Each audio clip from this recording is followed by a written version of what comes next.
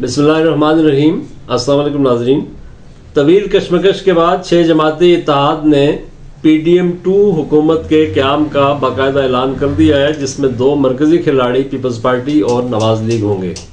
अब तक सामने आने वाले फार्मूले के तहत आसिफ अली जरदारी सदर मुमलकत, शहबाज शरीफ वज़ीर आज़म और मरियम नवाज वज़ीर आला पंजाब होंगी। इसका ऐलान गुज़श्ता रोज़ आप जानते हैं कि चौधरी शुजात के घर पर मुनक्किदा इजलास में किया गया, जिसमें तमाम पार्टियों की नुमाइंदगी मौजूद थी। मुस्लिम लीग नून की जानिब से शहबाज शरीफ को बतौर वज़ीर आज़म नामजदगी जो की गई है वो अपनी जगह खबर तो है ही, मगर इससे बड़ी खबर यह है कि चौथी मरतबा अपने सियासी कैरियर की पीक पर पहुँच कर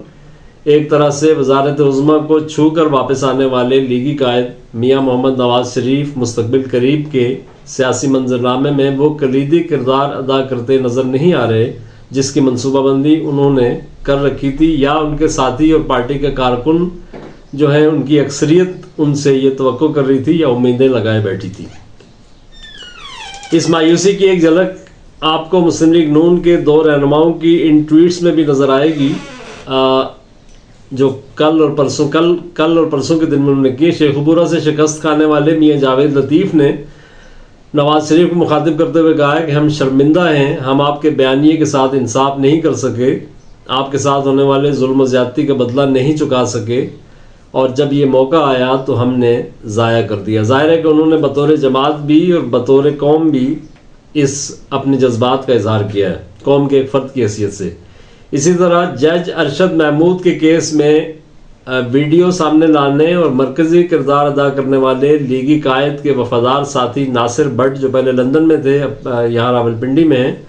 उन्होंने लिखा कि आज मेरी आंखों में आंसू हैं, हम नवाज शरीफ से वफा नहीं कर सके।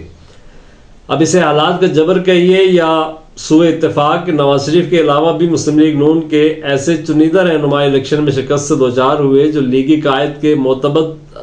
रुफ़क़ा में जिनका शुमार होता था। इनमें आप देखें तो साबिक़ वज़ीर दाखिला राना सनाउल्लाह,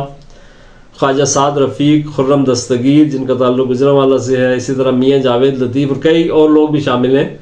जो एक लिहाज से इंतखाबी मैदान में सियासी टारगेट किलिंग का शिकार हुए। यानी ये इनकी अक्सरियत उन लोगों की है जो मियाँ नवाज शरीफ के करीबी और बाएतमाद साथी थे। अब आलम यह है कि अपनी जमात की हुकूमत आने के बावजूद मुस्लिम लीग नून के कारकुनों की अक्सरियत जो है वो इस सूरत हाल पर दिल शिकस्ता है और मायूस नज़र आती है,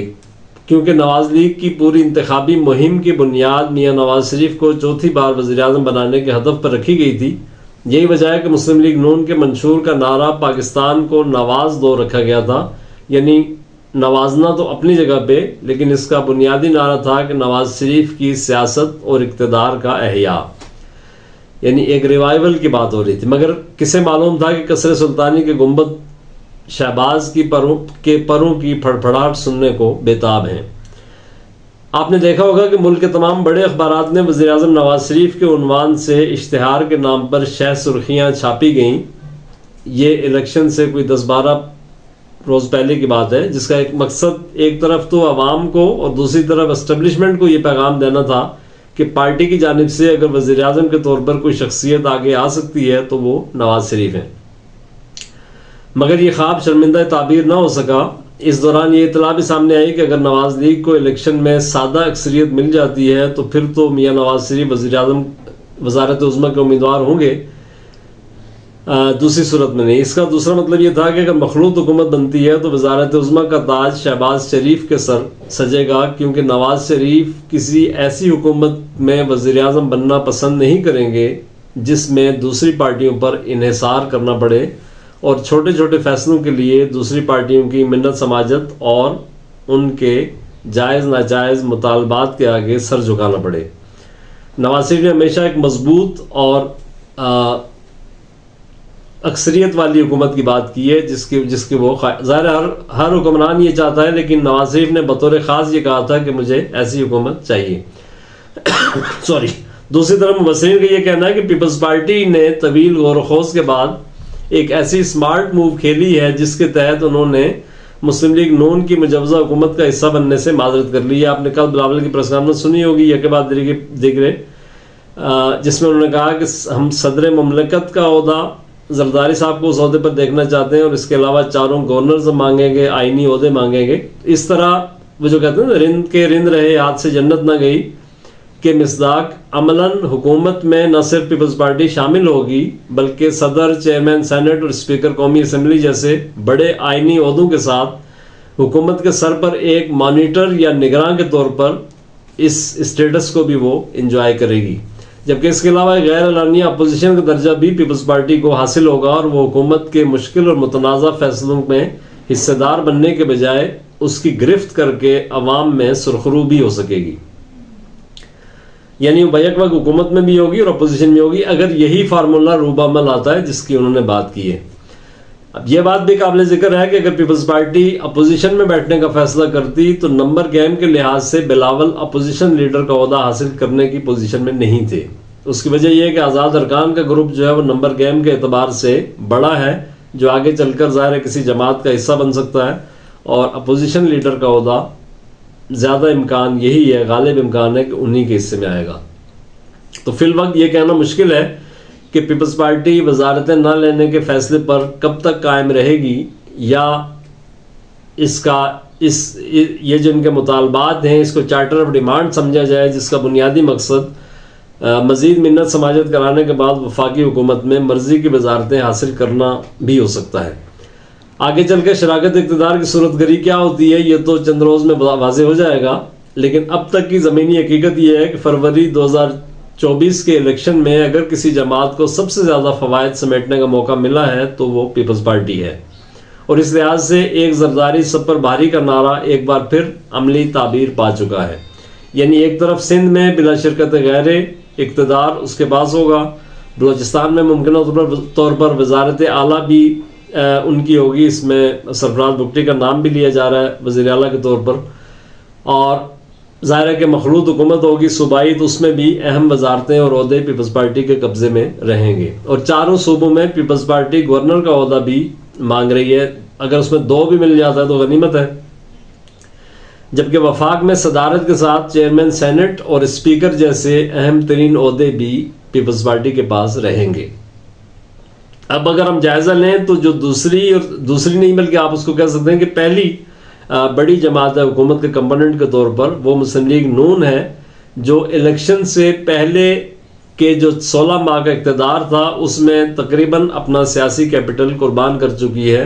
क्योंकि ये दौर महंगाई और अफराद ज़र के लिहाज से अवाम के लिए एक डरावने ख्वाब की हैसियत रखता था।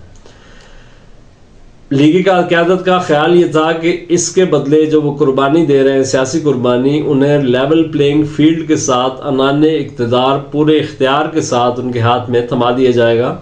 मगर बकौल फैज़ मगर ये हो न सका और पाकिस्तान को नवाज दो और वज़ीर आज़म नवाज शरीफ जैसे पेशगी ऐलानात सारे के सारे धरे रह गए। अगरचे ये ज़रूर हुआ कि नवाज शरीफ की वतन वापसी, उनके खिलाफ 3-4 जो बड़े मुकदमात थे उनके खात्मे और यकतरफा इंतखाबी मुहिम की सूरत में नवाज लीग को बड़ी हद तक सहूलतकारी हासिल रही, मगर 8 फरवरी के इलेक्शन ने सारा खेल पलट दिया, क्योंकि रिजल्ट्स जो है वो तवक्कुआत के बरक्स थे। तो इस तरह नवाज लीग को करदा और नाकर्दा की भारी कीमत चुकानी पड़ी। नतीजतन 2/3 या सादा अक्सरियत का ख्वाब देखने वाली लीगी क़यादत मखलूत हुकूमत के लिए भी कई छोटे बड़े दरवाजे खटखटाने पर मजबूर हो गई। फिर पे दर पे मुलाकातों और राब्तों के नतीजे में पीपल्स पार्टी ने अज़राए करम उसे वफाक में तावन फराहम करने पर आमादगी तो जाहिर कर दी, मगर साथ खुर्शीद शाह जैसे सीनियर रहनुमा के जरिए ये पैगाम भी दे दिया गया कि बड़े मियाँ साहब वजारत उज़्मा की तरफ जाने का ना सोचें। नवाज लीग ने भी इसका तुर्की बतुर्की उस वक्त जवाब दिया और कहा कि जिन वजारत उज़्मा के उम्मीदवार नवाज शरीफ ही होंगे, मगर चंद घंटे बाद ही इस मौक़िफ़ में तब्दीली सामने आई और शहबाज शरीफ को वज़ीर आज़म नामज़द कर दिया गया। अगरचे ये जो बाखबर हल्के हैं वो उनके लिए कोई अचंभे की बात नहीं थी। शहबाज शरीफ का जो बॉडी लैंग्वेज थी और जो उनकी खुद एतमादी थी वो चंद रोज़ पहले से बता रही थी, और हमने भी पिछले व्लॉग में इसका जिक्र किया था, शायद 1 हफ्ता पहले की बात है। अब मुबस्सिरीन का ये कहना है कि अगर पीपल्स पार्टी अपने बयान करदा फार्मूले के तहत वजारतें कबूल नहीं करती तो आने वाली हुकूमत माजी करीब की PDM सरकार के मुकाबले में एक कमज़ोर हुकूमत होगी, जिसे मईशत की बहाली समेत कई मुश्किल और चैलेंजिंग फैसलों का बोझ तन्हा उठाना होगा। जबकि इसकी इत्तेहादी जमात पीपल्स पार्टी के साथ साथ असल हरीफ पीटीआई की भी सख्त तरीन अपोजिशन और मज़ामत का सामना करना पड़ा होगा। अभी से आप देख रहे हैं कि एहतजाज और पिटीशंस और ये सारा सिलसिला चल पड़ा है। अब ऐसे में अगर देखा जाए तो राज सिंहासन की तरफ बढ़ती नवाज लीग शायद पहली बार अधूरे इक्तदार के गुनाह बेलज़्ज़त से हमकनार होने जा रही है। ताहम इसके लिए एक खुशकिन पहलू बहरहाल मौजूद है, वो ये कि सबसे बड़े सूबे पंजाब का इक्तदार उसे मिल गया है, जहां नवाज शरीफ की साहबजादी मरियम नवाज पहली ही जस्त में वजारत आला की कुर्सी पर विराजमान हो जाएंगी और अपने वालिद और चचा की तकलीद में उनकी अगली मंजिल वफाकी दारुल हुकूमत बन सकता है। इस दौरान उन्हें ज़ाहिर है कि तजर्बा भी हासिल हो जाएगा। मगर इन तमाम खबरों के बीच एक बड़ी खबर, बड़ा सवाल बनकर सामने आ रही है कि क्या मुस्लिम लीग नून के कायद मियां नवाज शरीफ की तवील, पुरखतर और पेज दर पेज सियासी जद्दोजहद का हासिल साहबजादी के लिए पंजाब की वजारत आला का हुसूल ही था, जो उन्होंने अपने सियासी कैरियर के इब्तदाई बरसों में ही हासिल कर लिया था। अगर ऐसा नहीं है, और यकीनन ऐसा नहीं है, तो क्या मियां नवाज शरीफ का सियासी मुस्तकबिल अपने अंजाम को पहुंच रहा है? मुल्क के सबसे सीनियर और तजर्बेकार सियासतदान ने अपनी सियासी इनिंग मुकम्मल कर ली है, ये एक सवाल है। और इस तरह के कई सवाल जो हैं वो तशना जवाब हैं